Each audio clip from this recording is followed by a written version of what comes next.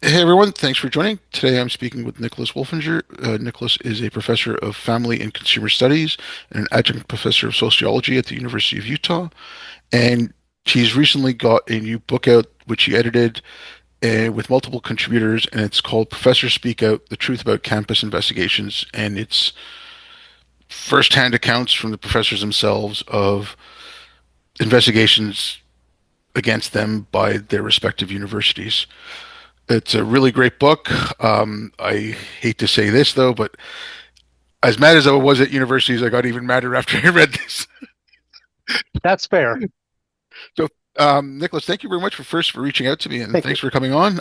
It's good speaking to Yeah. you. So, I hope I gave a good description of your book. Um, Yep. Please call me Nick. No one calls Nick, me okay, Nicholas. Yeah. sorry. Yeah. No, no worries. So, I mean, I have a rough idea of why this book came out. I mean, we've been hearing a lot about cancel culture and stuff. But what was your impetus for this? Like, was it your own what had happened to you, or was it just the whole collective thing and saying, okay, it needs a record, people should be made aware of it? Like, I was just wondering, like what was the push behind the book? It was both. So start by saying I've been at the university since 1998, and I've had a rough relationship with the university over any number of things.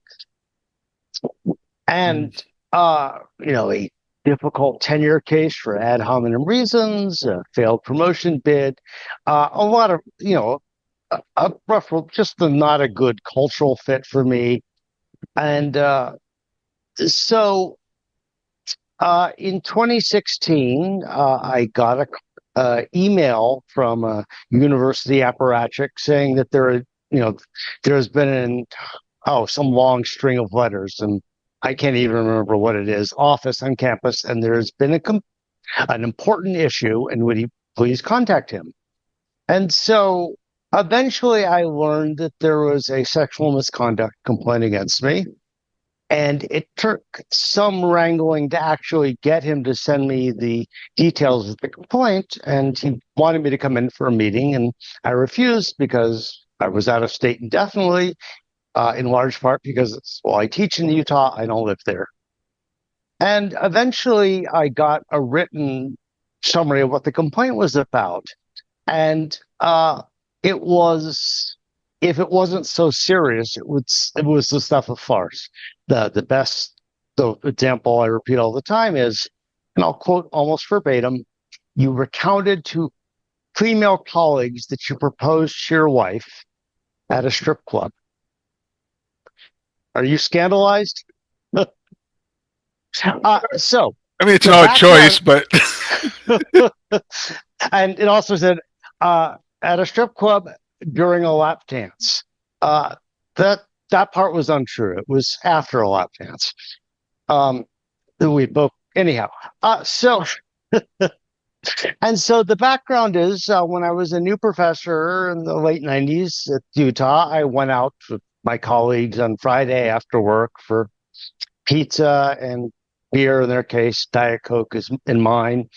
And, we were all young, and when young coworkers are off the clock and they're drinking, we sometimes swap off color stories. And we were changing stories of wedding proposals, and that was mine. And so almost 20 years later, that was in a complaint against me. And so eventually there was a lot of other stuff like this. It went on. I've documented each of these complaints publicly at some length. So anyhow, first I thought the university had just concocted a novel way of fucking with me. Uh, I Profanity okay in this pod? go right I ahead. should have asked. Yeah. Uh, and until a friend told me that about Laura Kipnis, the Northwestern Mhm. professor who had documented her own investigation, and the details were very similar. And so um, I was found not guilty of sexual misconduct. And then the complaint went to some length to paint me as a bad colleague. So soon I saw myself facing a whole new investigation for this time for collegiality. And it talked about, and I'm not making this up, hostile body language in faculty meetings. I'd also said fuck once, I Yeah. described something as fucking stupid, and so on, right?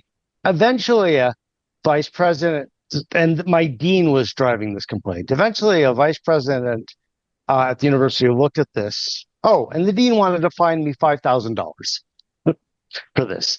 Eventually, a vice president at the university took one look at this, saw it was madness, and made it all go away. And so, but seeing that Laura Kepis had written about her investigation, I wrote about mine. And then I wrote about the second one, about the collegiality. And then I spoke at a Department of Education open hearing for, they were in the process of redoing the guidance to campuses about sexual misconduct. And then I started volunteering for a nonprofit called FACE, Families Advocating for Campus Equality. FACE does two things. It lobbies governments for saner policies, and it provides peer counseling for people who have been accused of something on campus, mainly students, but also plenty of faculty. I became their faculty coordinator. I talked to all the new faculty who contacted us. And this made me realize that there was a lot of people being investigated. And, this was in the late, this is a, peak cancel culture, peak great awakening. Um, And so I realized there was a lot of this. And this was only the tip of the iceberg because most of these cases don't become public. And so that gave me the idea of editing a book of these stories. And so I set about 3 years ago to solicit contributors. And since this was post 2020, the most of them were for allegations of racism, but there were also plenty of sexual misconduct and also some miscellaneous cases, some cases about politics and religion, anti-Semitism. And one thing I realized is, this is not a partisan issue, right? My book is, there are people on the far left in my book. There are conservatives in my book, right? Many of them were investigated for their politics, but it doesn't matter where you fall on the political spectrum. So I endeavored to write a book that was, as politically neutral as possible. And so that's how this book came to be. The other thing I know a couple more things, and then I'll shut up because I've talked too long. Uh, One, it was very hard finding a publisher. This was my sixth book. And my other books are mainly published with Cambridge University Press or Oxford and, good academic publishers. This one was really hard to find a publisher. The second thing is that there were several academics I talked to who were interested in contributing, but were legally barred from doing so by non-disclosure agreements, non-disparate agreements. These people were all at top 10 universities. And one of them, I won't say who it is because but one of them is probably the most eminent living scholar in his or her field. And it's not Noam Chomsky, but it's a very eminent person. And this person's case, I got an email from their lawyer saying, yeah, he can't do it. So there are a lot of stories. I'll probably do another book. The publisher's interested. So we need some reform. Okay, I've talked long enough. Uh, Shoot. no, no, that's fine. Look, the Yeah, more you talk, the easier my job is. So, fair enough. It's like teaching. The more students talk, less I have to. um, I mean, a lot of what you're talking about, it's what I was noticing. I mean, especially since I started looking into this, was paying a lot of attention to the fire. And yes, I agree fully that it is, right wing, left wing. Yeah, It doesn't matter the political affiliation of the colleges. There's a, there's an attack on free speech. The only caveat I'll give though is there's far more left-wing universities. All the Oh, big yes. ones are Yeah. left-leaning. If you look at the Yeah. studies of, the Yeah. political orientations of the Yeah. professors and stuff like that, Yeah. and this is something I've spoken about a lot, and I keep using this example. And it was Hitchens brought it up all the time, and it was a man for all seasons. So Thomas More is talking to the Roper, I guess, like the Inquisitor or whatever for the Church of England, and Roper says you give the devil, you know, the like his due with the law. And Thomas More said, "Yeah, of course I would. I'd give the devil his rights and I'd follow the law." And then he asks Roper, like, "So what would you do? Would you burn down the law to get the devil?" And then Roper said, "Yep, I'd burn down every single law in England if I could catch the devil." And More turns around and says, "Well, then what? Like he said, like this country's planted thick with laws that protect you. And if you've cut them all down, the devil turns around to face you. What are you going to do?" And that's what I like. I came back from overseas, and I say, okay, like I use the cliche of me being a frog thrown into the pot of boiling water, and everyone else was just kind of getting warm all along, right? And I just like I saw this, I said it's crazy, and one of my first reactions was, is there is going to be overcorrections coming, and you're stripping away all your defenses, you know, and so that's like, yes, there's a problem. I'm not saying there isn't a problem in right wing universities, but there's far more left wing, and these people are making policy. These like the majority of the people, if you just look at the ratio of right wing and left wing universities, the people from the left wing universities are getting more jobs just because of the numbers. Like it's just war of attrition type of thing, and it just so that's why I kind of focused on that, and also because up until I came back from overseas in 2014, if anyone had asked me, I would have said like center left, that type of thing. Like that's where I am on any kind of political spectrum. But I'm like that. I couldn't recognize what the left had become, and so I You're describing a left that exists online, but that left, certainly does not is not very apparent in the federal leaders of the Democratic Party.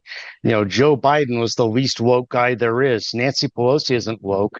To me, yeah, politics is first and foremost about taxation and spending. yeah, okay, but I mean, fine. Biden wasn't the most woke person in the world, but he did put in the Title IX stuff for gender. I mean, he was using DEI. And when I say Biden, I mean, like, I'm sorry, with all the information coming out now, and especially after that debate, the guy wasn't Yeah, running anything. It was his administration running it, and yeah. like I don't want to get into that debate, but like his brain was Oh, mush. sure. Yeah. His brain, like so. I wouldn't go so far. But I would, I'm interested in the big spending bills he did. Yeah, I'm interested in the infrastructure and the industrial planning. I'm interested in the foreign policy. And yes, I totally agree with you that some of the rulemaking at the agencies was bad. yeah, and I totally agree with yeah, you. Yeah. and But also look, yeah, when I'm talking about the government and stuff, I say the yeah, same thing here in Canada. We just had an election, and I mean, I know you had one in the States last year, but yeah, it doesn't matter who the leader is, and it doesn't matter what party gets in.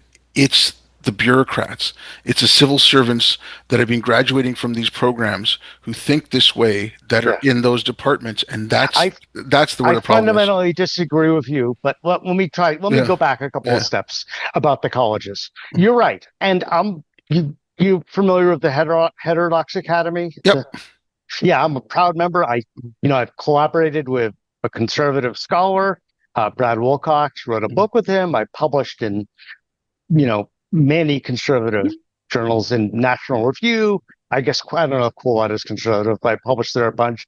I've even criticized intersectionality in Quillette. Um, so, but the one of the biggest reasons, and so I absolutely think that universities should be more accepting of diverse viewpoints. I've learned a lot from working with a conservative scholar.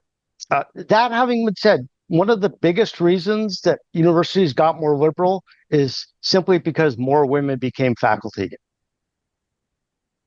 okay. Universities used to be a much bigger gender divide in the faculty, and those barriers fell away. I actually wrote a book 12 years ago about gender equity in higher education and why it was. Anyhow, those barriers fell away.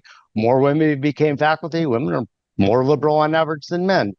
Second, the conservative part, it's not just higher education at this point, it's all the professions. Mhm. It's medicine, it's law. Oh Virtually yeah, all the professions are, you know, are dominated by left-leaning people now. So, uh, I think in a better world, there wouldn't be such a division, but yeah. that's where Look, we are. I mean, okay, look, I don't think it's just the universities, but I mean, it started in the universities. Like, this is the timeline I kind of pieced together, and John McWhorter also talks about going back to a 1997 mindset. And so when Yeah, I looked at the timeline, and it's okay, you had critical legal scholarship in the early 70s, I think maybe even as back as the late 60s. You yeah, had critical theory coming in there, and so you had this yeah. stuff already, but it was when they wedded intersectionality to all of it. I think that's what caused the real shift, and that's what caused everything to go. I mean, Crenshaw even says it in her paper from what mapping the margins. She said that at the end of it, we have to get away from, the values of or liberal values or Enlightenment values. I don't have the paper in front of me, but we have to get to politics of identity.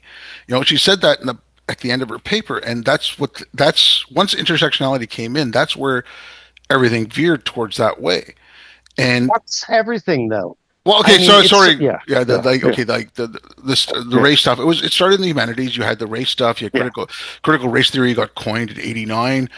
They started like teaching that. It got into law, and then it slowly started getting into the into other humanities. I mean, I'm not saying that it happened overnight. That all of a sudden Yeah, '91 all the humanities, like, no, it yeah. it took a while. And I mean, whatever, I think it was Deutschke, the Long March Through the Institutions. I mean, you had that idea, but so if you started studying stuff in '89 to the early '90s, like, late '80s, early '90s, you started looking at like the intersectionality stuff, and you were getting that worldview. The first graduates were end of the '90s. They started going into the workforce. Some went back into the academy. Some went into government. Came into HR, things like that. And the people that went back into the academy, I mean, I'm reading articles about hiring practices and stuff. I'm, looking at like grant proposals and things like that. A couple of people that are in your book, I've spoken to them. I've had them on. Um, you know, Okay. and it's just like, so it was. They just kept reinforcing themselves back in the university, and so when you're getting to a hiring practice where you're not going to hire conservative professors, yeah, I don't know if that's true. I don't think, in fact, I'm pretty sure that's not true.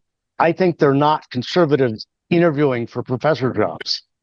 I look, Yeah. No, I've let me read, say, yeah, go yeah, ahead. let me refer you to the best book I've read on on the subject. It's from about 10 years ago by a sociologist named Neil Gross. He's very smart. He's in fascinating background, former cop, and he wrote a book about why academics are so liberal.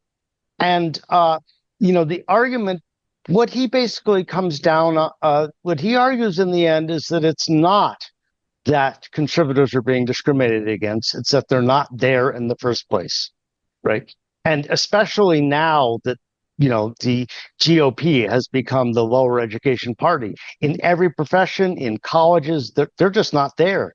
Those candidates aren't there. He even did a field experiment where he sent a bunch of letters of inquiry to grad school advisors to inquire to be a mock student to study there. He coded some liberal, he coded some conservative, like volunteering with Republican campaigns, and he saw no difference in rejection rates between the liberals and conservatives.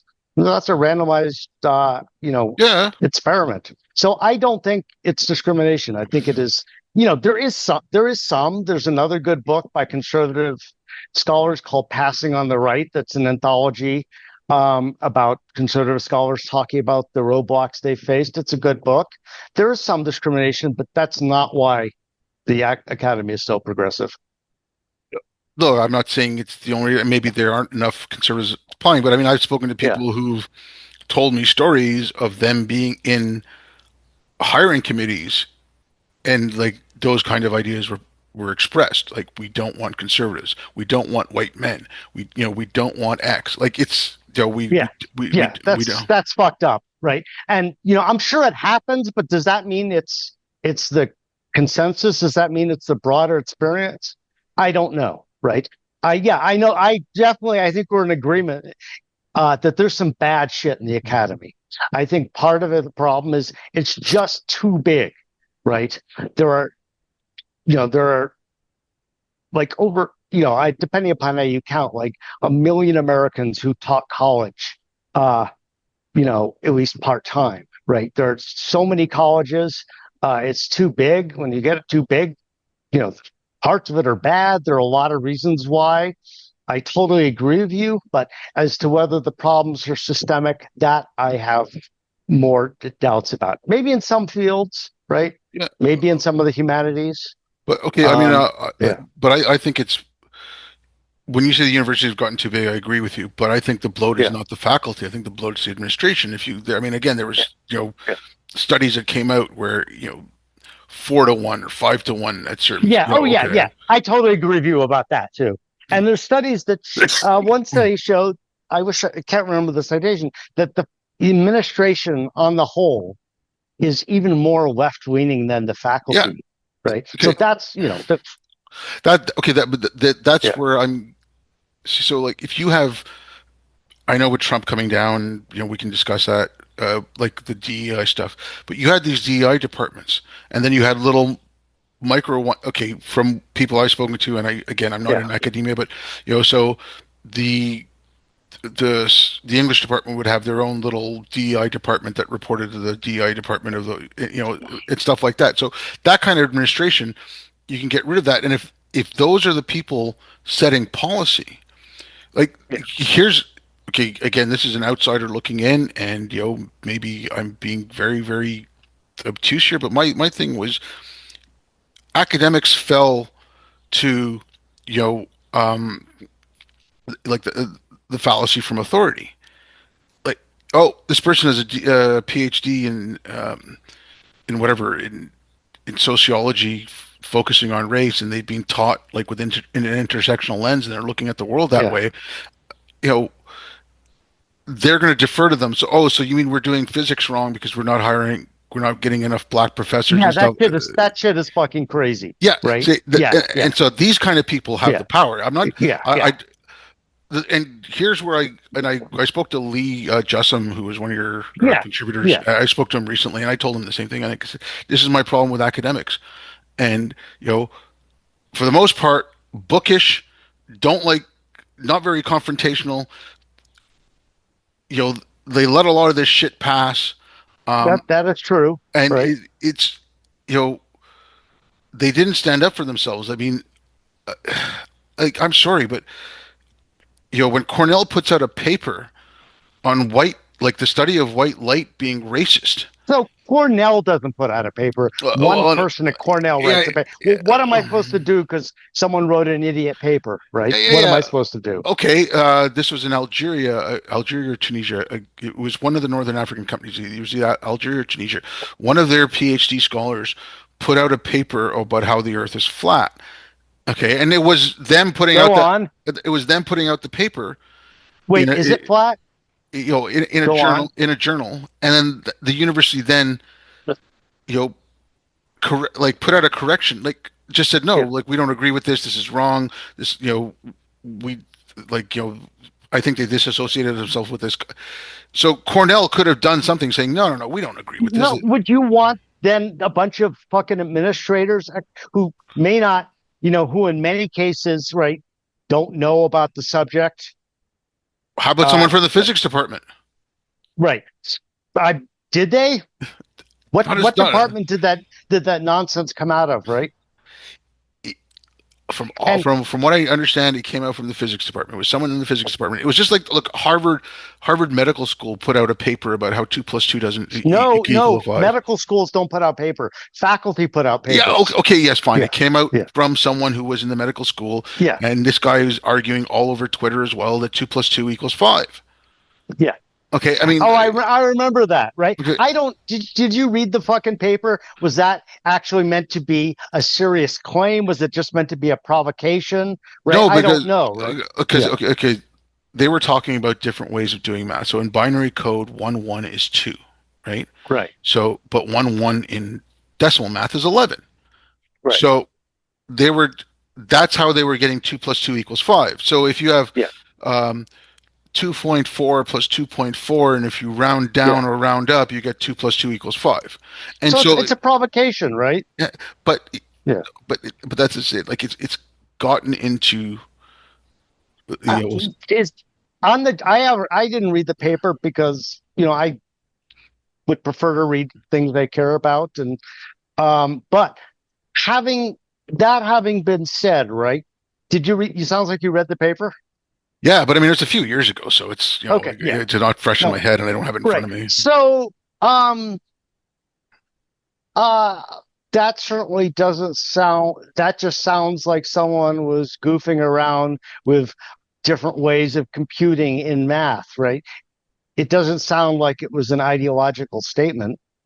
Okay, you take the paper and you take what he was doing on Twitter. Yes, it was an Yeah. ideological statement. He Oh, was so yeah. so. I mean, he was no, he was completely defending this, and he still is at this point. He's still going on about this. What I'm saying is, so someone Yeah, he's owning the people he's people are getting butthurt over this dumb paper and he's laughing about it.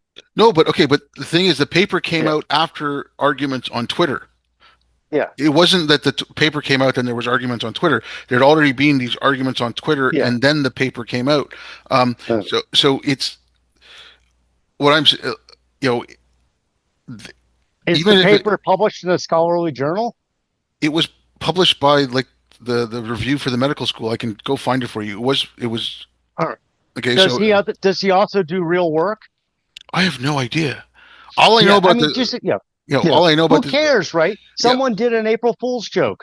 but it wasn't though. He was 100% Yeah. serious. And again, like, Yeah. okay, so you have in your book, Pat, I forget his last name from McGill, the chemistry professor, who, Yeah. okay, I Yeah. mean, that's utterly ridiculous. Pat's South Asian, he's Indian. Yeah. He was going to do a chemistry research project.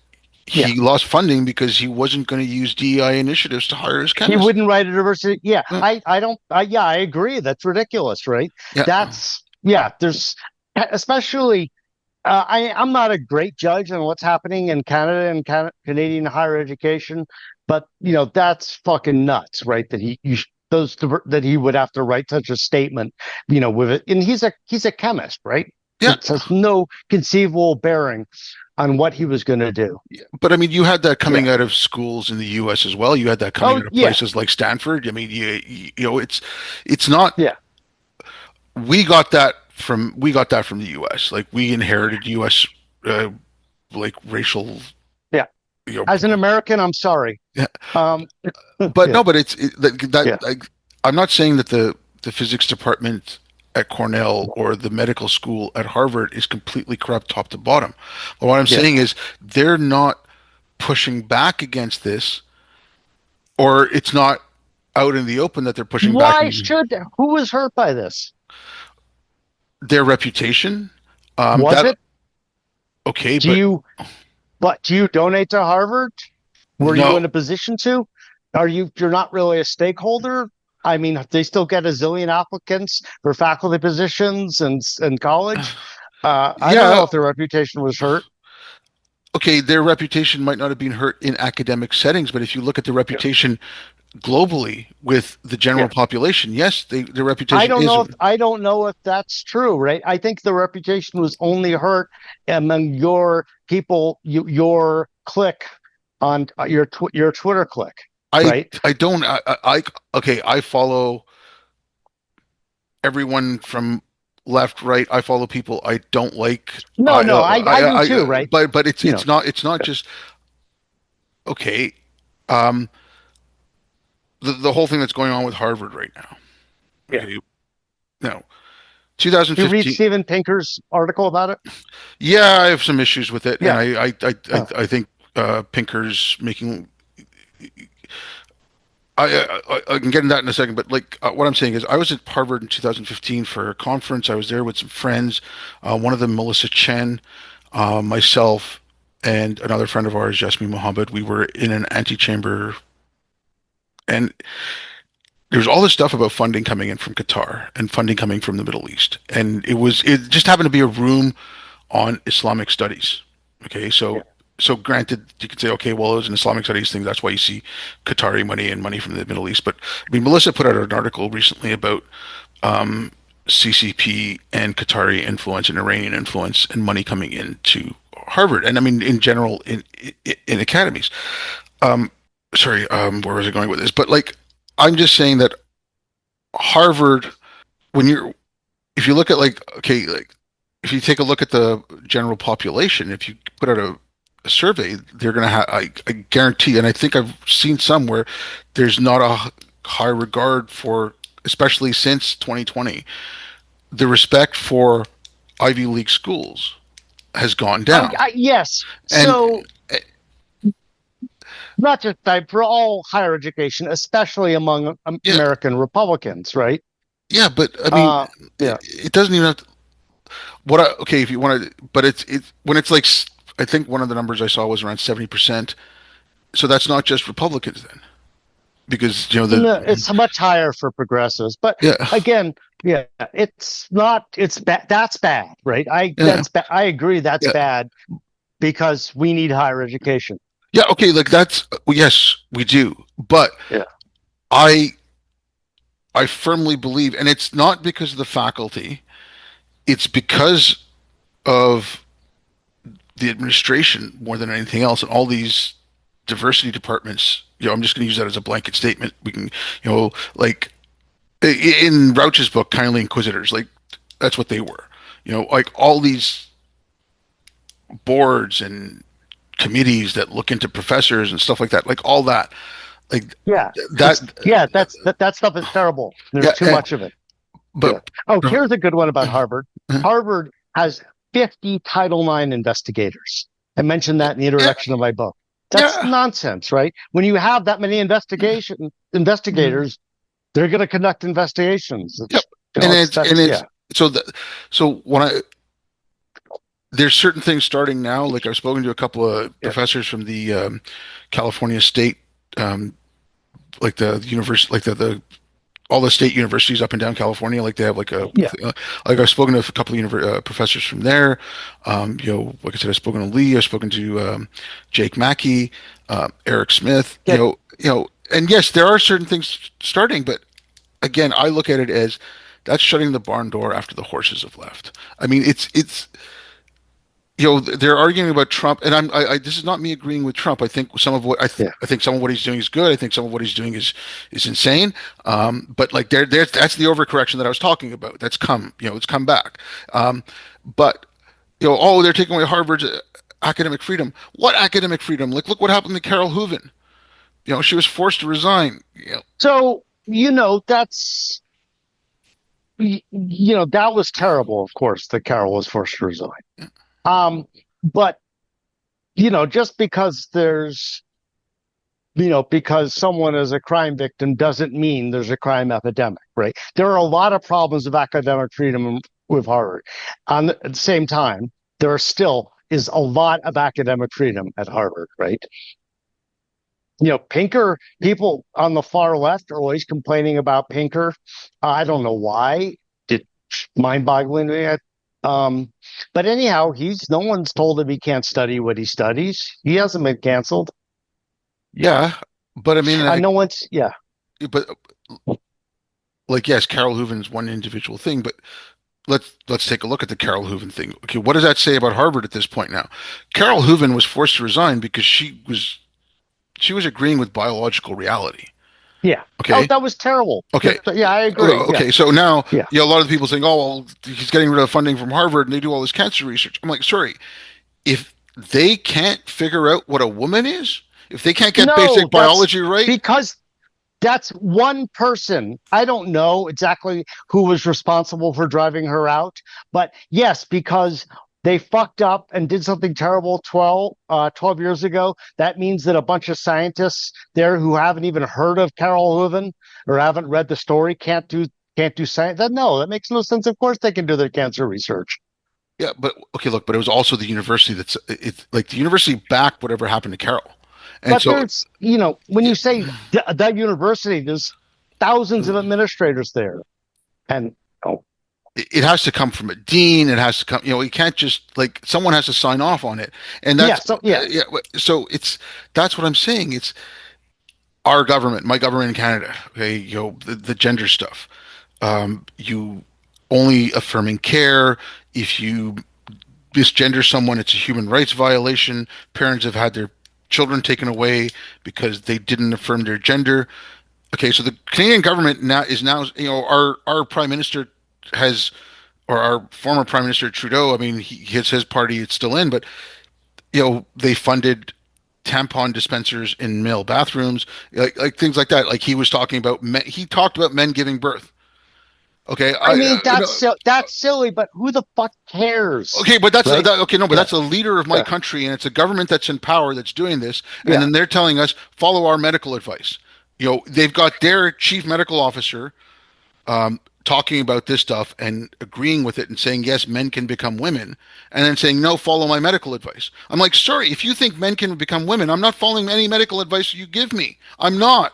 So yes, it's not like it's just one guy. It's the prime minister of the country. It's the leader of the country. It's the policy of the government.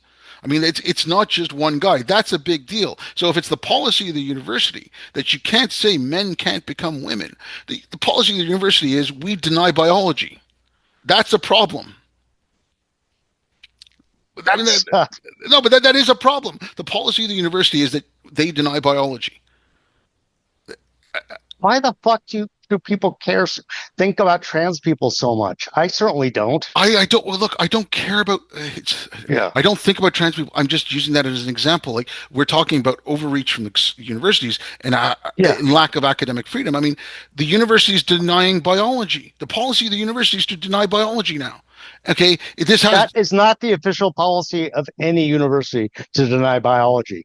Uh, find me one university where that's their policy, right? Where they're not, where they're teaching Lamarckian evolution or okay. right, rather than Darwinian. Yeah, Colin Wright. Okay, he was yeah, yeah. I know Colin. Yeah, okay. He lost his job because he was standing up for biology, and so again, if he lost his he job, didn't. I don't think he lost his job. He chose not to pursue an academic career. I thought Colin had his. I could go back and check because I've spoken. I thought he had his. They didn't renew his contract, and that's the way they. Uh I think he quit before. I think he quit before that because for reasons you cite, right? Yeah, I mean, I don't know. I mean, I don't.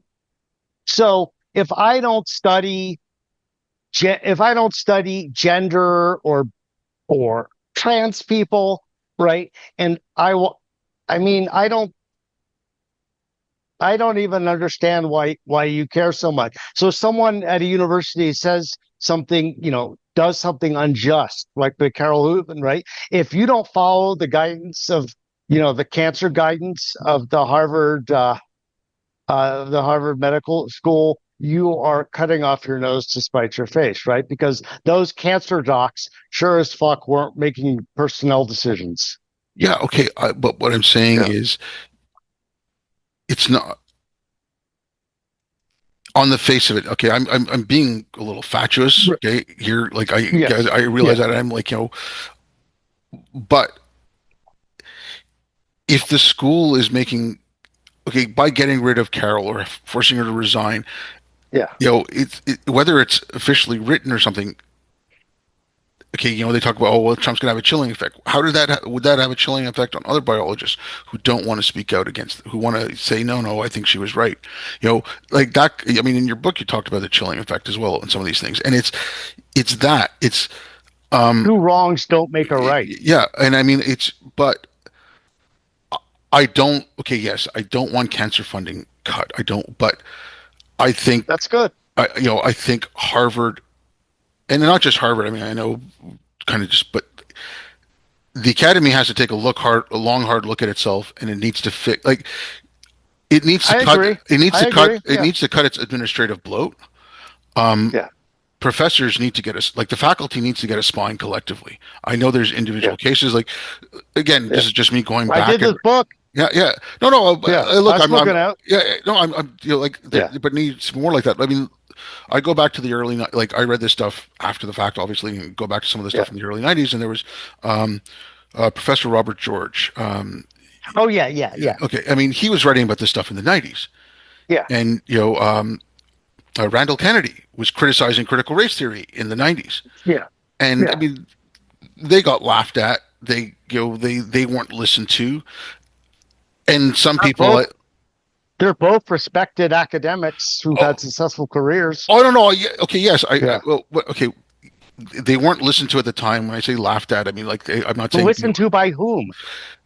well, they criticized this stuff. They said this stuff needs to be taken a look at, but it just kept chugging along. Nothing really happened. It was never stopped in its tracks. DEI and things like that spread. Um, you know, it so when they were warning about it coming out, Yeah. no one paid attention to it. And then No, you, people paid attention. I certainly paid attention. I was in grad school in the 90s. I okay, certainly paid attention. Plenty of people paid attention. but So one fundamental problem. You're right that too many academics um, are spineless when bullshit is being propagated. And one reason that happens is because if I'm doing my research and I'm teaching and none of this shit affects me, it's very easy just to punt on it, right? It's easy to, some office on campus is doing crazy stuff. Who cares, right? Because I can still do my job. yeah, but That's the collective sentiment, right? Now it's much harder, and it's harder to do that when to speak out when you run the risk of being branded a racist, as would have happened maybe 6 or 7 years ago. yeah, or in the early Yeah. '90s. I mean, late '80s, Yeah. early '90s, like Yep. Yep. like that first political correctness wave. It would have happened Yeah. then. I mean, Yeah. um, it, I but that, remember. Yeah. it's now it's fallen to parents. And like okay, say whatever you want about the organization Moms for Liberty or anything like that, or there's another one called Parents Defending Education. I actually Yeah. know a couple of the founders of that, or just someone like Asra Namani, who was fighting for the high school her son was going to in Virginia. You've left it to them. You were like academics were on the inside. They could have put a lot more pressure. I I've spoken out. Yeah, yeah, no, no. I'm not. Yeah. Yeah. I'm just talking collectively. It's Yeah. not. Yeah. Yeah. And they should have shown more. They should have shown more of a spine. And then now, I mean, okay, Biden's administration, the FBI went after Moms for Liberty as domestic terrorists. In Canada, we've had parents organizations and stuff looked at by CSIS, which is like our FBI. The FBI by the FBI. It's not Biden's FBI, since the FBI, at least until the Trump administration, operates under the presumption of autonomy from the president. And so they never actually. I don't know if there were any act. I remember the pronouncement that suggested they might go after them. I don't know if they actually ever did. I, Right? I I don't know if they sued them, but they call them domestic terrorists. Here, That's not true.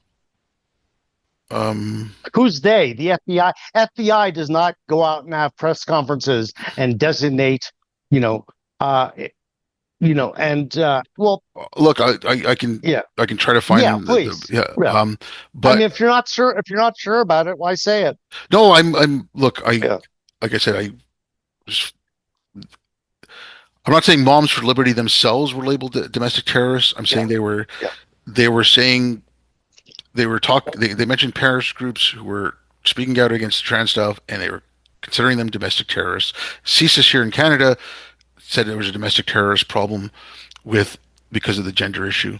Um, I mean, I like I said, I'll try to find the Moms for Liberty thing and the Parents Defending Education thing. They both put out press releases about it. Um, but it's where was I going with this? But like it's so when you're asking me why, like I think the only thing is Here, I'll read from the mm, Wikipedia page. Members and leaders of Moms for Liberty have accused of harassing or threatening teachers, librarians, school board members, and opposing activists. Moms for Liberty is criticized for offering a bounty to members of the public who, quote unquote, taught teachers introducing text or lessons in violation of New Hampshire's new law. Uh, Larry Levin, a gay man in a same-sex marriage, became superintendent of the Florida Union Free School District in 2021. He immediately began receiving homophobic harassment from community members, with members of the Orange County blah blah blah chapter of Moms for Liberty being the most persistent. Okay, but that's not domestic. That doesn't rise to the level of domestic terrorism. They have been very active in book banning. okay. First of all, the book Yeah, banning yeah, thing. Like, I mean, I spoke with Greg Lukianoff about this, and again, like I said, I defer to the yeah, fire when it comes to like First yeah. Amendment stuff. Fire's great. Okay, Yeah. no, they did not ban books, and it was not book banning. I we can talk about it in Books have been Canada. banned. Books have Uh, been banned in many districts in America. okay, Did you follow that the Trump administration just pulled books out of the library, at the Naval War College, okay, at Naval Academy? okay. Yeah. We can talk about that, but I'm talking about like when you're talking about the Moms for Liberty. This was pre-Trump, all the book banning stuff. Okay, they were talking again. They mentioned Florida a lot. I'll send you the article again. I've got it bookmarked. It'll just take me a minute to find it, but they books that were taken from a library and moved from the children's section to the young adult section, those books got listed as banned. Okay, books that weren't listed as banned in California. And again, I So looked you're into saying this. that? No, I agree. Okay, Sometimes those things are yeah, misclassified. okay. Are you So saying that? Yeah.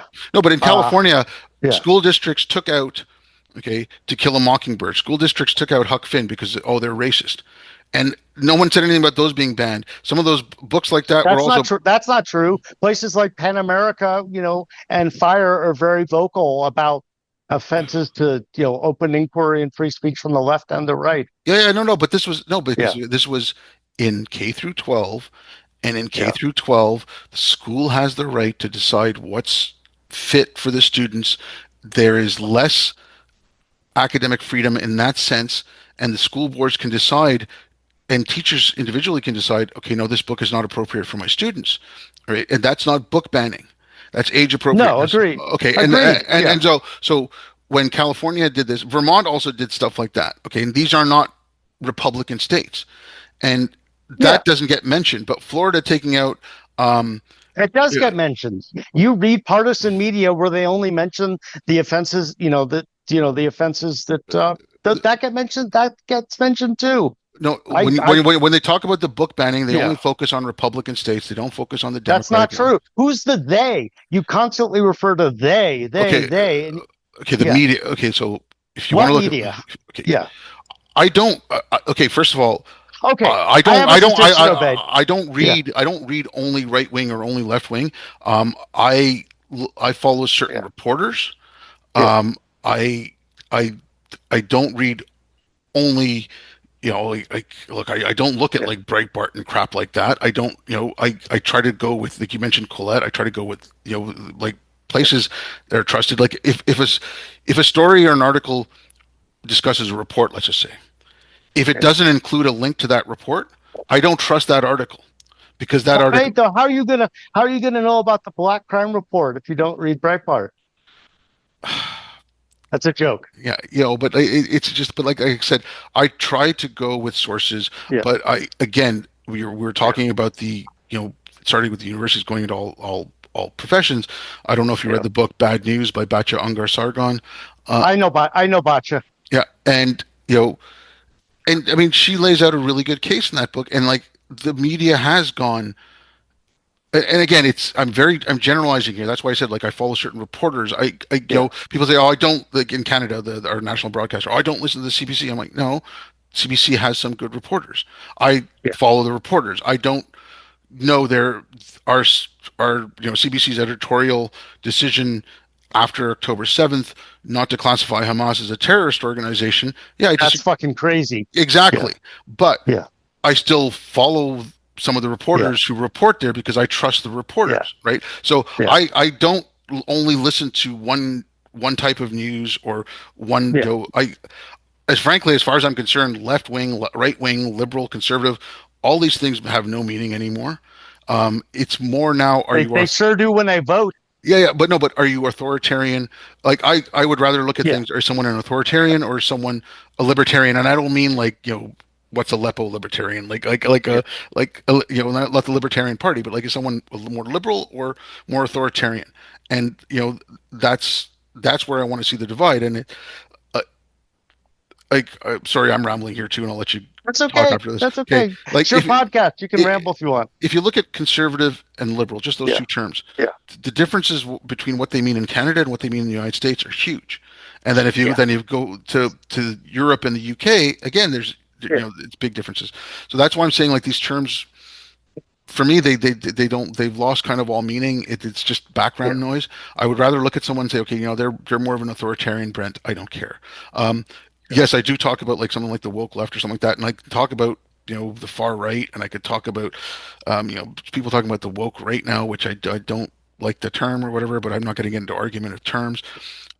But but for the most part, I try to avoid left or right or conservative or liberal, unless I'm talking okay, the Liberal Party of Canada. I have to talk about the Liberals, like Yeah. like I don't have a choice there, but like I try to avoid that. It's just so it's not that I'm just reading one type of news where I'm getting this. I'm trying to read as much as I can from as many different viewpoints as I can. It's good. Yeah. That too. Oh, wait. So, I also edited a book called Professors Speak Out. Mhm. I don't know. Will anyone want to listen to that? It Oh was yeah. fun arguing with you. I don't know if anyone Oh will no. listen to that. I also read a book Sorry. or edited a book. That's all Yeah, right. yeah. It's my No, fault. we got off My on this fault. tangent. Yeah. Look. Yeah. Look. Okay. Yeah. Again, getting back to your book. Sorry about that. Yeah. No, y- it's y- not your fault. uh, um, yeah. Again, I read it. I really enjoyed it. Yeah. There are a few people. One professor in there, and I'm not going to mention names or whatever. People could read it. It Why? just, That's public record. yeah. Let me. They went on the record. You Yeah, can mention their names. just give me a second here. Yeah. What's her name? I don't know if it's a her or a him. I just take some of the things that were put into their section as facts. I would dispute. Just give me a second here. I got it right here. Fauzia Afzal Khan. Oh yes. Her beliefs are not my beliefs. Yeah, yeah. And so yeah, Yeah. no. Look, I Yeah. no, I know you Yeah. edited the book, and these are people Yeah. writing their own accounts. I'm not holding. I Yeah. go. It's not about that, but it's just like I said. Yeah. For the most part, I looked at it, and even if I disagree with what she said, what happened to her was wrong. Yeah. Okay, Yeah. okay, That's how I felt, right? okay. And Yeah. so I have no problem saying, okay, yeah, there's right wing universities or Yeah. whatever that do this. Yeah. There's left wing. It happens from all sides. Um, Yeah. like I said, that was my one quibble in the book was like, yeah, someone said, what is she saying? Like that's not correct. But aside from that, Yeah. what happened to Yes. her was wrong. She is a person of strong opinion. I'll say this Mhm, in as anodyne a fashion as possible mhm, because I edited her. mhm. She is a person of strong feelings about uh, Israel and Palestine. Yep. And her beliefs are not mine, but yeah, I agree. What happened to her was Mhm. still wrong. Yeah. And I Yeah. mean, so look, I appreciate Yeah. your book, and on my old Twitter account, I believe I used to follow you, or I used to see a lot of your stuff all the time, and for the most part, I agree with you, right? But again, that, like I said, it made me angry at the universities. It's just, Yeah. you know, As you should be. Yeah. and I mean, I think one of the things your books highlights is, okay, whether I don't like what Trump's doing, I find most of what he's doing is heavy-handed. The university needs to start taking a look at itself, and it needs to take, like, academia in general needs to start taking a look at itself and saying, do we need all these administrators? They have to pay more attention to what they're giving out degrees in. And I mean, I said this 100 times. Like, I don't care if you have, like, University of Chicago a couple of years ago was putting in a chair of critical race theory. I don't care. Like I said, I don't care if you put in a chair of alchemy, but that chair of alchemy cannot go to the chemistry department and tell them how to do chemistry. And Yeah. the, Exactly. okay, Yeah. and that chair in critical race studies cannot come up to the physics department and say you're hiring I practical. 100% Okay. agree. So Yeah. so if we want to talk about academic freedom, like, Yeah. physician heal thyself, like let's fix the problems you have coming from all these offices, all these administrators, like you mentioned Yeah, Harvard, the 50 yeah, DEI administrators. And so that's one of the things I think your book highlights is that the universities have to take a look at themselves. They need to say, yeah, what, look, there's something wrong. We have to yeah, fix it. yeah. Yeah, that's I agree. And I want as many professors, to as possible willing to get on the record and speak out. Let me tell you a story. The only time anyone ever asked me to write a diversity statement, not my university. I submitted a paper to a journal I've never published in before because it was topical. My collaborator on this paper was a few years older than me, never the most offline guy in the world. And when I was getting the paper ready for submission to the journal, I said, "Hey, the journal wants a diversity statement." And his words, I will quote them in their entirety because they're so spot on, were, "What the hell is this crap?" He literally did not understand what they meant. And so my response was, all right. And so I fed it into ChatGPT and I generated a statement. When I learned that ChatGPT would write these statements, I sent one to Helen Pluckrose, who you're probably familiar with, Yeah. who's an expert on this. And she said, at least at the time, ChatGPT wrote statements that basically fit like Gen X, Gen X, like Great Society, like 60s era liberals like me, Mm. right? It's so, it talks a lot about, it's nothing particularly woke about it. But Mm. anyhow, so then my next reaction was, having done this, I said to my co-author, who's a more established academic than me, Mm. okay, I've done this. Let me go public about this and say what I've done, to tell Mm. anyone who confronts a journal with this requirement that they should go public and do it. And his reaction was, no, I don't need the hassle. And my response to him was, if we don't stand up as tenured faculty to this nonsense, who will? Right. But, Mm.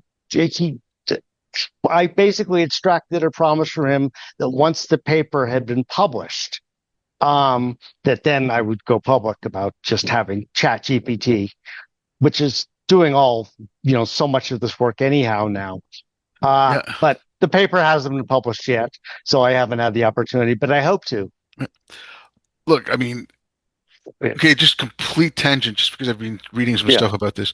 How do you feel about students using ChatGPT? Like, what can you do about that? Nothing. Mm. Nothing. There's nothing you can do. So I teach, for years, all I've taught is statistics. I'm Mm. mostly a quantitative social scientist. And I tell my students, there's homework in the class. ChatGPT will give you correct answers in the homework. Um, and there are proctored exams. And so if you use ChatGPT to do the homework, um, I use it just to check your work, because then you won't learn the material and you won't have it on the on the exams. It's a big, I don't really know what can be done yet, because I know it's endemic, right? Every epidemic, all students are doing it. It's a big problem. I don't know what the solution will be yet. Yeah, sorry, I didn't want to get off on that. It's just because you No, it's mentioned it's it. it's a good question. It's good. I need to learn more about it, especially if I ever teach a class again that isn't statistics. Yeah. I like teaching stats, so I'm good with it. But yeah, I don't know what I'll do if I teach a class again where I require essays. Getting back to your book into the academy, like I'm just okay. I've spoken with different professors, and again, I'm on the side of the academy. There needs to be some fixing, but I don't think without some legislation or government intervention, and I mean, it's got to be handled very carefully, and that's why I'm loath to even say it, but I don't think they haven't proven to me that like academics haven't proven to me that they're able to handle this and fix it on their own. Like I know there's some initiatives starting. I'm also not in the faculties, but in the administration. The rot is so deep. I don't know, if they can do it without some government help. But that's why I think academics should reach out to governments. Yeah. Again, going to someone like Chris Rufo, I think some of the stuff Chris has done is good. I think some of it is, again, very heavy-handed. Like he's helping write legislation, he's working with governments. I think academics should reach out to governments and say, hey, look, we understand this is a problem. We have problems with it in the university. We'd like to help you maybe, you know, So the fundamental problem now is if I look at, if I look at the people, if I look at the rot in my university and I look at what Trump is doing, the Trump assault on the university, I'm going to side with the critical race theorists every time, even though I don't agree with them. Because Trump is burning down all the institutions in America. yeah, again, but I come back to that thing with like Thomas More. Universities, and again, I outside looking in, and you're just seeing the stuff coming out, and they were supporting, at least from the administration side, like the things that were supported and the policies that were pushed out for the universities were things that were saying we don't need liberal values anymore. We need the values of identity politics. You know, But universities aren't, you know, that isn't the official policy. So weigh that on weigh what happened to Carol Hooven, or we can pick we can pick many other cases, right? Weigh that against, I don't know, the internet, which we're using now. Weigh that against the next wave of technology. Weigh that against, all the other innovation that comes from universities, right? I'll defend my own people. Weigh that against, if you, like not being able to do the next census because you don't have any trained sociologists. Uh, okay, you know, yeah, but but there's okay. Let's look at another part of the university, the colleges of education, right? yeah, The latest statistics that came out about K through 12 reading and math skills. I mean, yeah, Canada's in the same boat, you yeah, know, becoming illiterate and innumerate. So when yeah, there's, freshman students coming in who can't read, yeah, yeah. you know, again, this came out of the universities. This came out of the colleges of education. I mean, so that's certainly part of the blame lies there, but if you look at what goes into schools, it's in school performance, it's so many things. It's the home environment, it's the neighborhood you live in. All these things affect school performance. It's having proper nutrition. So Oh, there are problems there are problems in the schools, right? yeah, but But there are okay. so many other causes. Yeah, but I I look at Thomas, okay, Thomas Sowell's not well, relatively recent book, I think within the last 7 or 8 years, Charter Schools and Their Enemies. And I mean, he, again, Sowell tries to be, he's quantitative and he, does research. He talked about public schools in Brooklyn in the same building, like it's in the same building. One part of the school is just a regular public school. The other is a public charter school. Okay, so same population base, same environment, same everything. The charter school, has some of the best grades in the country. The regular public school has some of the worst. Okay, and On average, if yes, but if you look at not just one school, but on average, the charter schools don't produce better results. There is huge variation in them. There are some really good charter yeah, schools, but on average, I don't think charter school are successful are a successful experiment. and I mean private schools, the more expensive ones, some of the more expensive ones that I've looked at, anyways, have gotten, and just because they were in the news because of things happening there, right? And I heard it from someone that I went and looked into it. Um, Yeah, you know, I wouldn't even recommend someone sending kids to a private school because it's a waste of money. And I mean, look at like, you must not be a parent. yeah, okay, but I'm not one either. okay, But the yeah. Fieldstone Academy in New York City. Okay, Oh yeah, yeah. I okay, remember these. I read these stories too. yeah, okay, but Right. there's it's still going on there, and it's still Oh, going. how? Okay, yeah. There's some crazy shit there, but how are the kids doing? Right? Are they going to good colleges? Are they graduating and making money?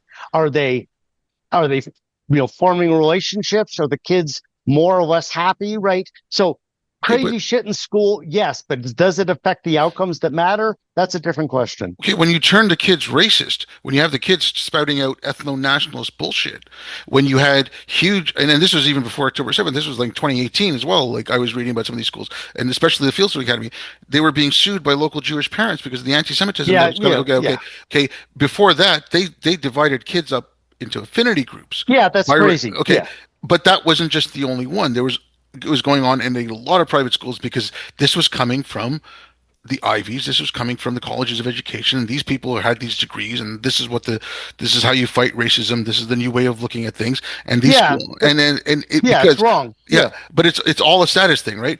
It's a private school that charges this much. Well, we have a professor from Princeton, we have a professor from Harvard, we have a professor, yeah, we have teachers from all these schools.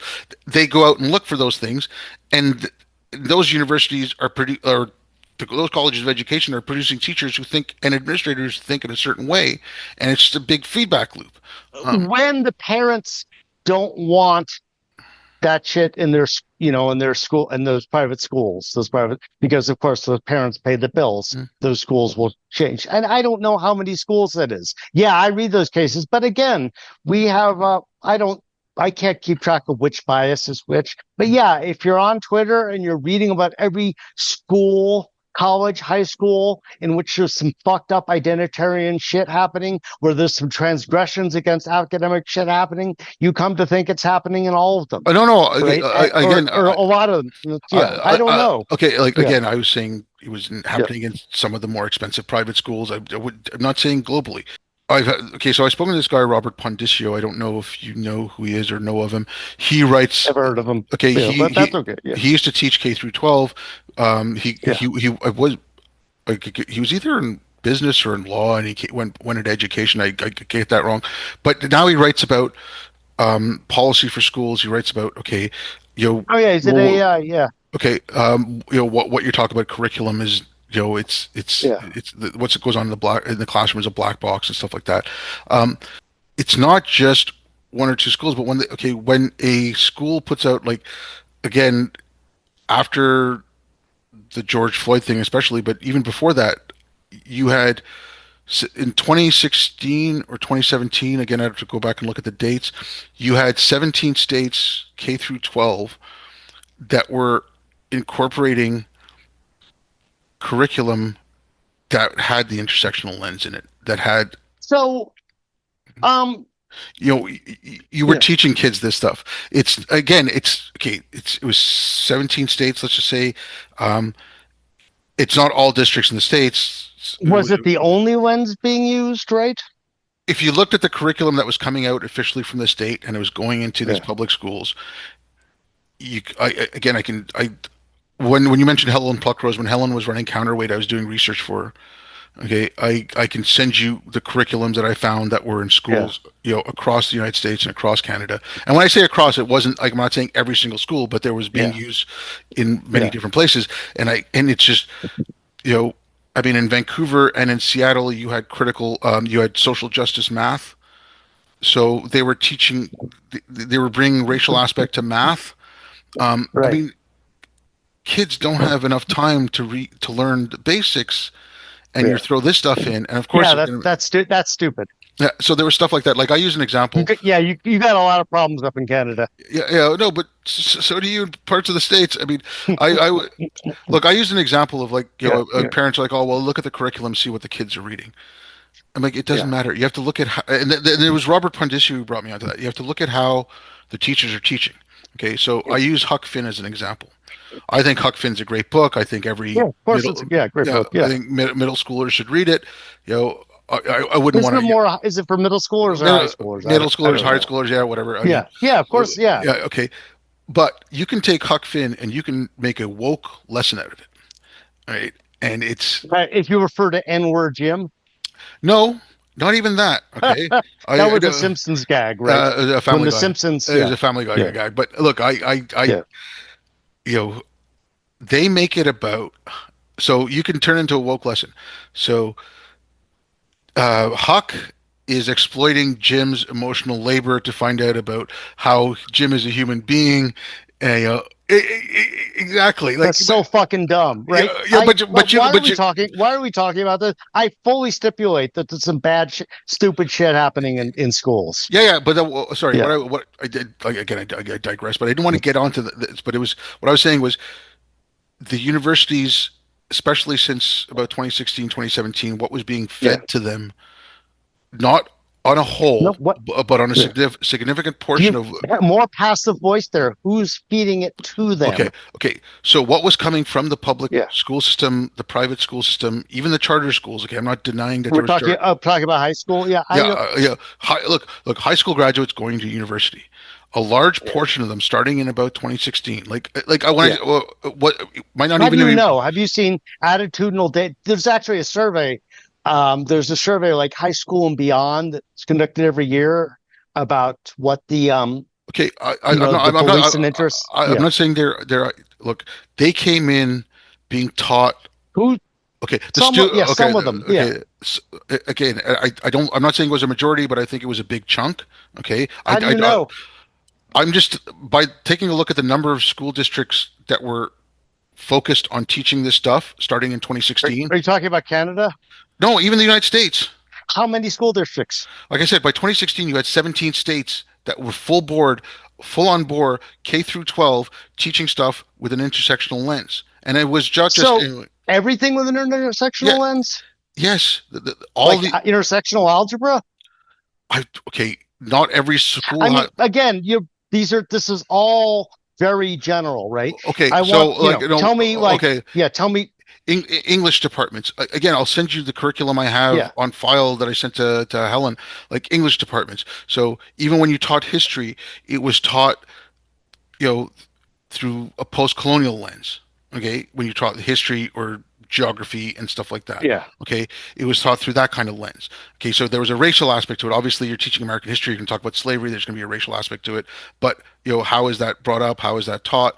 Um, so you had kids who were instructed in an intersectional lens on a lot of their subjects. And again, there were certain school districts that taught social justice math. So it was they Again, certain school districts tells me nothing. yeah, There's certain school districts, there's yeah, certain, yeah, yeah, school districts that teach us that ants can use hammers. I mean, uh, but but what I'm saying is, if you want to forget the math, but for the most part, like after 2020, it got even worse. It became even more widespread of these curriculum going into schools.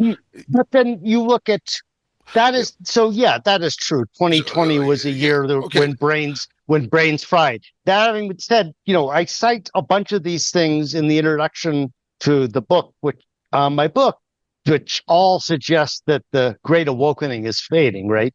Musa Al-Gharbi, I said, I'm sure yeah, I you're know. familiar. Yes. I cite an article where he reviews a lot of data about this. I cite a couple other things that this was a moment, but it's a moment that's in the rearview mirror. I see. Maybe not in Canada, but Yeah, but what I'm saying is, what I was getting at with this was, starting in 2016, when you had you know, 17 states is not the majority of the states, but it's a quarter of we your. don't. Yeah, again, Yeah, okay, yeah, but I just want something no, more. Yeah, no, but I mean, again, I can send you the curriculum. Like I was saying, like you know, an intersectional lens in a lot of the curriculum. These kids were taught to look at the world in a certain way. They started coming into the universities after 2020. More and more schools had that. So when you had kids getting out of the universities after getting out of high school after 2020, going to the universities, again looking at stuff from fire. Pre 2016, 2017, it was yeah. mainly the administration pushing it. Post 2017ish, 2018ish, it was more the students pushing it because, you know, like I was calling the K through 12 woke madrasas. I mean, that's and it's they put out people that went into the universities that had that mindset and that were willing to accept this kind of stuff, and they were looking for ways to hurt people. And I pointed this out to there's a professor up here in Canada, McManus. He he's very left wing. I just want to describe him as woke. You could. I mean, he writes for Jacobin, um, and we had a discussion about the postmodernism on the right. And I said that, and we were discussing this. It's you could have conservative kids from conservative families, and I know I said I don't like those terms, but I mean to make a distinction, who are being taught in these schools, and they're getting that lens, but then they're going to apply it to something they hate, right? So they're going to inverse it. And I was warning about stuff like this. I'm like, you're going to get conservative people taught to think in a certain way, and they're going to use it for their prejudices, right? The same way that the woke left uses it for their biases and their discrimination and their prejudices. You're going to have, I didn't use the term woke right. I said, but you can have overcorrections coming from the right with these people who've been taught to look at the world through this intersectional lens, but then they're going to do it based on their prejudices, and that's Yeah, what you have. like Trump, Yeah, like yeah, Trump's 59 uh Afrikaner refugees. yeah. So you're going to start getting this kind of stuff, and Yeah. so that like that's where my overcorrections will. What I'm saying is like the schools fed enough students to the universities that it just cowed the academy. Like, well, It's a theory. yeah, I don't know if it's right. yeah. Um, Again, I mean, I'm on the outside looking in, and I just yeah. look at what I see, and So I certainly argue in the book. I make the argument, that the students are different there. I cite John Haidt and Greg mm, Lukianoff's, uh, book about coddling book. And I also point out that make an argument about tuition dollars being more important than in the past, and so the universities are catering more to the whims of the students yeah, than in the past. Which means that student complaints will be taken more seriously, which will produce more investigated faculty. yeah. But I mean, again, like with the tuitions and stuff like that. Look, I don't. I look. I'm getting aware of the time. I don't want to keep you too much longer. But one thing, like a lot of people. Okay, again, Trump's very heavy-handed. But one of the things, oh well, if Trump cuts the funding, how are we going to do it? I'm like, fire all your administrators, use their salaries to, Fuck, fuck that. Don't fire all the administrators. Some yeah. of them do useful things. Okay. Yeah, right. Yeah. Yeah, Again, I was being. yeah. Yeah. I don't want them choosing which ones to fire. Right. They'll Mm. fire the ones that do payroll. Right. Yeah. They'll fire the ones that administer my benefits. They'll Yeah. fire the ones They'll that do fire the development. they'll Yeah. fire the Don't. competent ones. Yeah. Right. No, but So what I'm saying is yeah. that there is stuff the universities can do right now Yeah. I agree. I agree. to I agree. to Yeah. fix, you know, if you when I say fire all of them, but like take a good hard look and do we really need 4 or 5 administrators per staff and faculty and students? Probably not. Yeah, Probably not. so like trim the fat. If you trim the fat there, Yeah. you have less expenses. So maybe That's it. Yeah. It's easy to say, but tough to implement. Right. yeah, Who gets to decide, where the fat is? Um, yeah, I okay, would. So, for example, one thing, yeah, I think we would agree that a lot of stuff sold under DEI mhm, is bad, but not all of it, in my opinion. So, for example, here's a good DEI program from the state of Texas. In Texas, the top 10% of achieving students at in every high school in the state get to go to the University of Texas at Austin, the flagship school. mhm. That's a good DEI program, Yep, right? Because it expands access to the university. It's race neutral. It mm, expands access to the University of Texas, and many of those students are non-whites, but its mm. race program is race neutral. Yeah, That's a good no, one. that okay, Yeah, yeah, but okay, yeah, to yeah, me, I wouldn't even call it a yeah. DEI initiative. That's just a good initiative to reward good students.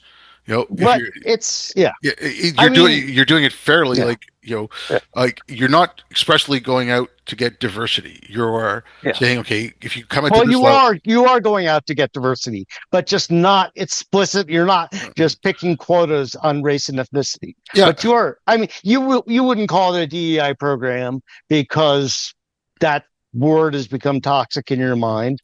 no, but it's not But even that. yeah, Like yeah, okay, look, um, yeah. if so, Thomas Jefferson High School. I'm going to work for just because I know Asra and I've spoken to her and we're friendly, we're friends actually. So they were getting rid of merit based acceptances, and Yeah, that's bad. Okay, and Yeah. they were saying, okay, we want to do this for diversity. We have to increase diversity because part of their problem was there's too many Asian kids getting into the school, and I mean they said that Yeah, straight. that's terrible when schools do Okay, that. yeah, That's racist. okay, yeah, Yeah. and then so they put in a program, and it's um, then what happened was actually the number of white students went up. These things happen. Yeah, but it's like if you're saying Yeah. we're taking the top 10% of the students Yeah. across the state, Yeah. okay, I don't consider that a diversity No, initiative. not across the state, within each high school. Okay, within each high school. Okay, so Yeah. so So that it's definitely not across the state. okay, It's within each high school. yeah, okay, so fine. So Yeah. 10%. So each high school, the top 10% of the graduating class from each high school gets a Yeah. spot. Okay, that's Right. perfect because you're not saying we're going out because we want more black kids or more Hispanic kids or more Yeah. Asian kids. We want the Yeah. smartest and the best and the brightest, and we don't care who they are. And Well, I mean, in effect, it makes the University of Texas more racially diverse. that's great. I mean, but see, Yeah. I see, Yeah.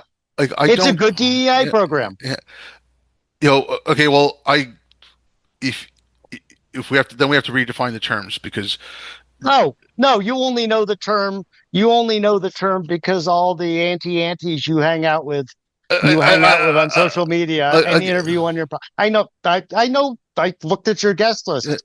DEI is now basically anything like one reason when I gave instructions to the contributors to my book, I said don't use words like woke or fascist because woke just means something I don't like to my political left. That's all it means. yeah, but okay, again, when I use Yeah, woke and stuff like that, yeah, but I could talk that's about I no, I could talk about yeah, critical consciousness that's or critical that's true. social But critical. some Yeah, yeah, conservatives use yeah, it in America. They say TV's too woke because there's too many black people yeah, on it. yeah. No, no, no. Okay, but what I'm saying with Yeah, DEI, first of all, yeah, with the DEI, like how are you defining diversity? That's why I said it had to be defined. Because yeah, yes, I agree that there's a way to yeah. do diversity and inclusiveness. I'll say equality, I won't say equity. I think there's a difference between equality and equity. I think there is that. And I I'm with think Bernie Sanders. I don't know what the fuck the difference is, and I don't care. it's like I think it was Peter Boghossian. I saw him somewhere No, and no, no. I don't want no. I don't want to learn this. No, no. Please don't tell me. Please don't tell me no, this. no, no, no. He just said it was a simple question. Ask someone why did you Yeah, use equity instead of equality? yeah, And ask yeah, them to explain the difference because like that's what I said. Like yeah, I yeah, don't think diversity in and of itself is not wrong, and there's it's yeah, not bad. There's nothing wrong with it. Being yeah, inclusive, there's yeah, nothing wrong. It's but yeah, that's why I said then we have to come up with the definitions of what we yeah. mean when we talk about DEI because yes, there is good diversity initiatives and there's bad diversity Yeah, initiatives. okay, yeah, that's what I agree. I think we agree on that. Yeah, so Yeah, that's why I yeah, said we'd have to yeah, yeah. define what we mean by DEI. Yeah, You it's want to and know? Here, yeah. yeah. Go ahead. Sorry. I'll tell you something fascinating about the Supreme Court decision that ended race-based affirmative action in America. You remember that from a couple of Yeah, years yeah, ago? Yeah, I think it was, I think it was a good thing on balance, but they carved out exceptions, and the exceptions were to the service academies. the service academy. Sorry, what do you mean? Like the forces? The Okay. yeah, Army, Navy, Air Force Uh-huh. Academy. They carved out exceptions because the commanders realized that they need an officer corps that looks like the corps, looks like the enlisted service personnel corps. And so those schools have exemptions and can still do race-based affirmative action. Interesting, no? Yeah, you would figure if you're going to try to, if you say you want to fix affirmative action, stuff like that, the government should not be, the government should not, if the government's leading the charge against affirmative action, they shouldn't be installing it. Well, I think the army, which and the armed forces, which America, armed forces are, as I'm sure are best in the world, thought that if our enlisted personnel corps is diverse, we need officers that are representative of that diversity. Yeah, I mean, I, That's yeah. you know, They argue. convert. They convinced the armed forces convinced a conservative Supreme Court on that point.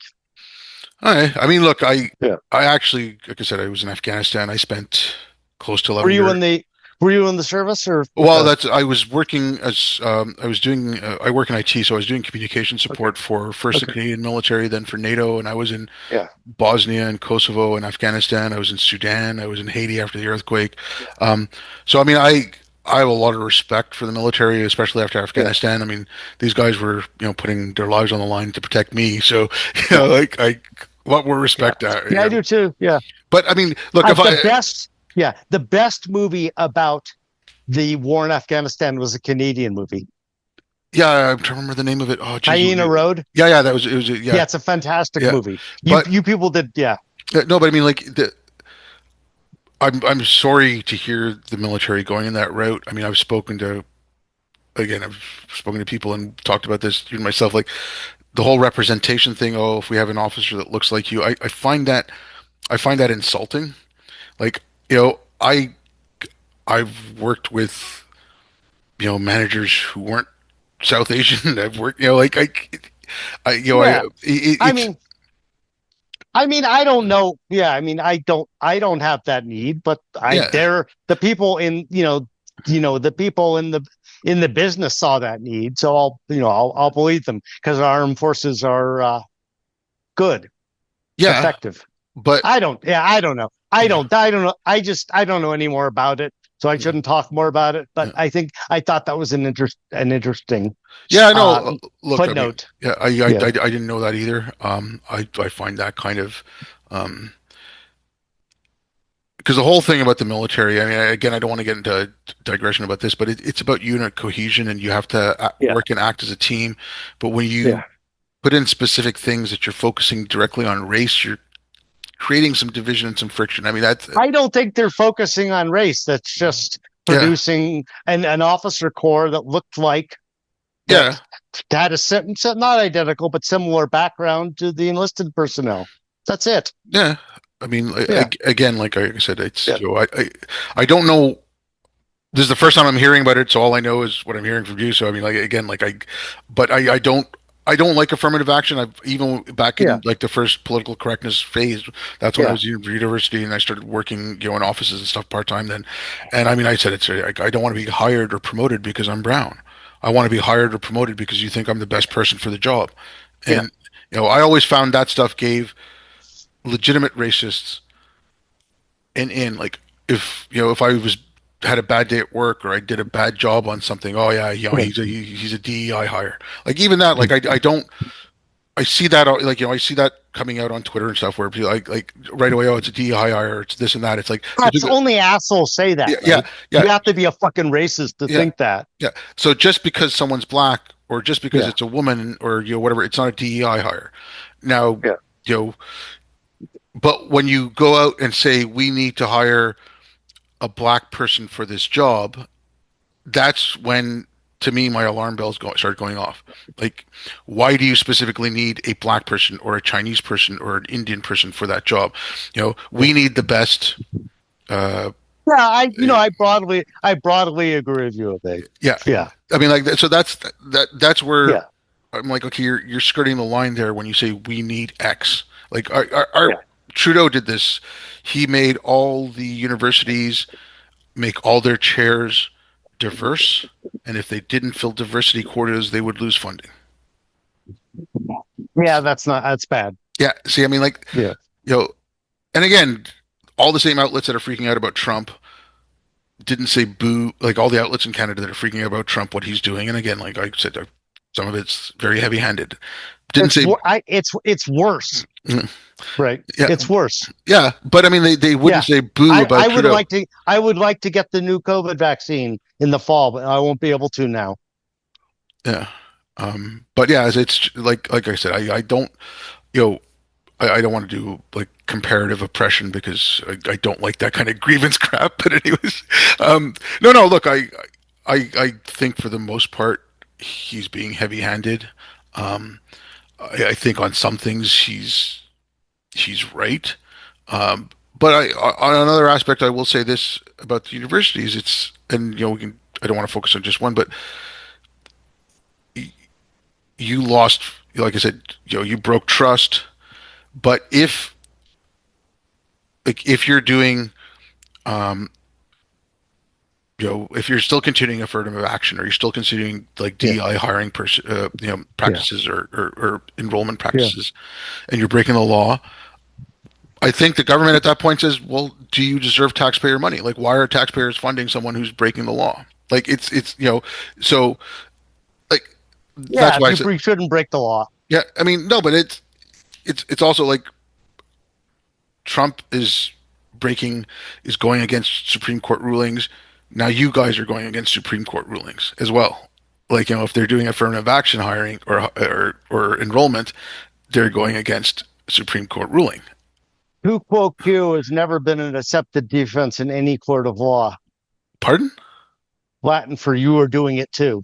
Yeah, I don't know. But what I'm saying is, I'm not saying you are doing it too. Like there's outrage about Trump, which rightfully so. If the Supreme Court came down on a decision and Trump is going opposed to it, okay, you, be outraged. But if Harvard's doing it and they're not talking about it, it's like, okay, well, Harvard's doing the exact same thing. And then if you have Harvard professors screaming about Trump, this is not a whataboutism. I'm just saying, if they're breaking that law, if they're going against a Supreme Court decision, again, why they have to make a case of why they deserve taxpayer money. That's like, I think they need to. Uh, well, they should. Harvard shouldn't break the law, but we still benefit from the taxpayer money that goes. Only taxpayer money goes to Harvard is for research grants, right? Which is another way to look at it is the government is hiring Harvard Hmm. to conduct research on topics it deems of interest, be Okay, it medical research, be it physics research, be it research into the social world. The government wants to know more about that.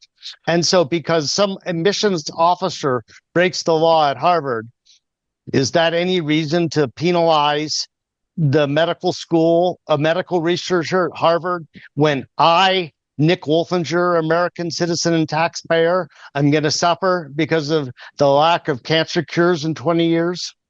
okay. So they say, fine, we won't. Harvard's not going along. You know. Fine, Harvard. Okay. No, Yeah, no. but don't No. fine them. But yeah, Okay, yeah, don't. but University of Pennsylvania is going along. So University of Pennsylvania is following the rules. Everything. We'll fund the research there. I mean, there are. That would produce a massive disruption. There are I don't know how many hundreds or thousands of federal grantee scholars who are federal grantees at Harvard who support the next generation. That's cool. You both vape and smoke, by the way. It's not vaping. It's actually Oh, um, oh, sorry. it's like a little breath mint. Oh, I got you. I got you. I've been chewing nicotine gum the whole time. Uh, love that nicotine. We're really getting off topic here when we're talking, Yeah. but and we've also been going almost. But I appreciate you're willing to argue with me, Evade. Yeah, no, look, Mr. Lively, yeah, again, I think you and I agree on more than we yeah, disagree on. yeah, I think when it's just the nitpicking, and I will be fully honest. I've said it, a couple of times. I'm on the outside yeah, looking in. I will defer to, in like, again, it's not the argument from authority or anything, but I will defer to you being on the inside, you knowing, yeah, yeah. yes, I've spoken to other people who contradict what I don't say they contradict, but they have different opinions, or they're not 100% on the same track as you are. But again, it's individual people talking about their Yeah. experiences and stuff. So no, I think we agree on more than we disagree on, but Yeah, it was a I fun think talk. we could say that. Yeah, Yeah. thank you. And yeah, I'm glad you liked the book. No, I I look. appreciate that. Yeah, Yeah. I'll put the links in. I'll put the link to the like where Okay. people can get the book in the description. If you have any other thing you want me to add, like I'll add your Twitter if you want. I'll add anything like that. Just send it Sure. to me. Um, Um. and I'll have this out on Saturday. Oh, cool. That's fast. Yeah. Yeah. Let me make up just a pitch for the book. Um. That professors are being investigated unfairly. The universities are sometimes using it to quiet faculty voices it doesn't like. Sometimes those are political influences, and universities are suffering as a result. Professors are spending time dealing with bullshit investigations and not doing the research that they're hired to do, not spending as much time on the teaching that they're hired to do. Uh, don't want people, good, smart people, dissuaded from pursuing higher education as a career choice. It's wrong. And if you like, as to quote Lee Jessam, who you've had on the show, who's a contributor to the book, people love reading about the little Stalins. They love reading about the bullshit investigations, and there are some crazy stories in this book. Let me just mention a couple. Uh, of your fellow Canadian, Frances Whittleton. Yep. She wrote books uh, questioning the attorney's claim to speak for the first people in Canada. So it would not be surprising that she's threatening their livelihood. Uh, a world of hate descended upon her, and she was fired basically for her speech from her tenure position in Canada. And her firing is an astonishing story where a dean tried to physically block her in a room to fire her.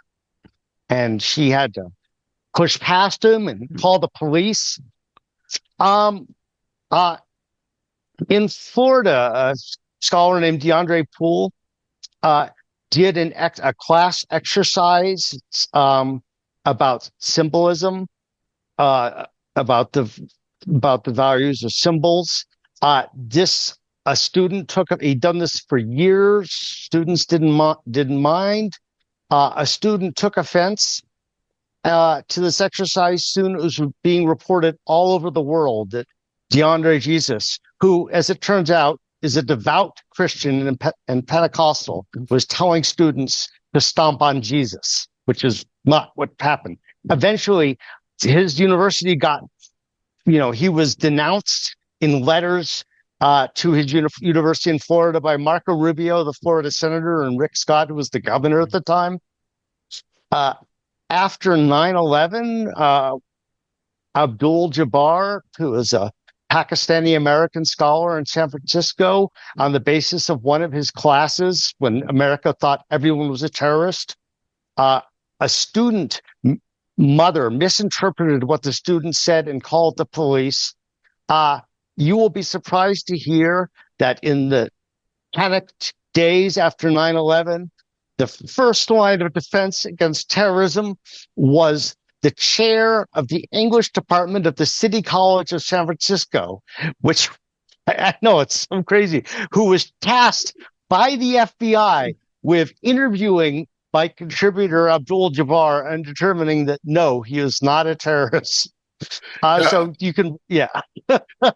yeah. So you can, yeah, No, sorry, just the post 9/11 stuff. Like, yeah, I remember some of it. I remember there was Sikhs being beaten up because yeah, they're wearing a turban, they must be Muslim, and just like, okay, like yeah, how ignorant. I think the yeah, one of the worst stories I read about stuff like that, and it was just worse because it was a elderly Arab woman from Lebanon. She was Christian.